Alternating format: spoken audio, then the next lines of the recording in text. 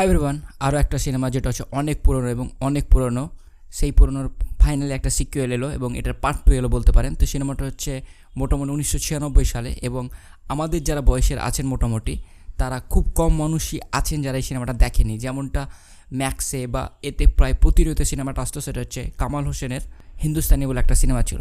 তো আমি সিরিয়াসলি বলছি, কামাল হাসান আমাদের জেনারেশনকার অ্যাক্টিং মানে নায়ক তখনকার দিনের।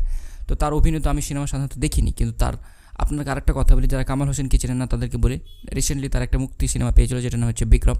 তো রিসেন্টলি আমি কামাল হোসেনের যতগুলো সিনেমা দেখলাম, লাস্ট যে কটা সিনেমা বেরিয়েছে, সিরিয়াসলি বলছি দুর্দান্ত বলতে হলে দুর্দান্ত। এবং কালকিতেও তিনি অভিনয় করছেন। তো সিরিয়াসলি মাঝে তাকে আমি দেখতে পাইনি, জানতাম না। তারপর লাস্টের দিকে মোটামুটি এই লাস্ট 5-6 সালে তিনি অনেকগুলো সিনেমা বলতে গেলে 3-4টা সিনেমার সাথে ইনডাইরেক্টলি বা ডাইরেক্টলি যুক্ত ছিলেন। এবং তার ফাইনালি হিন্দুস্তানি 2 1996 এরপর আসে। প্রথম কথা 1996 সালে ওই লেভেলের অ্যাকশন সিনেমা বানানো, সেটা সত্যি একটা চ্যালেঞ্জিং বিষয় ছিল। তো সেটার পার্ট 2 এসেছে, সেটা কেমন লাগলো না লাগলো বলবো।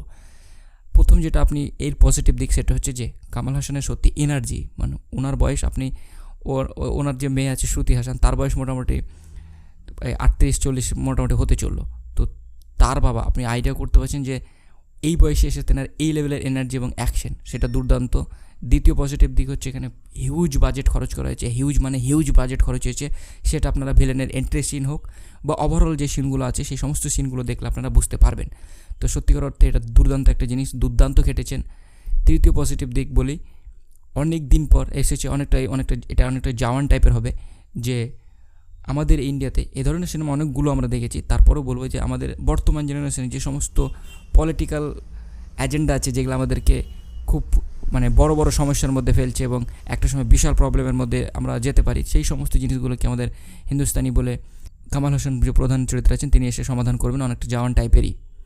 তো ওভারঅল পুরো কনসেপ্ট এবং দুর্দান্ত, সবই আমাকে ভালো লেগেছে।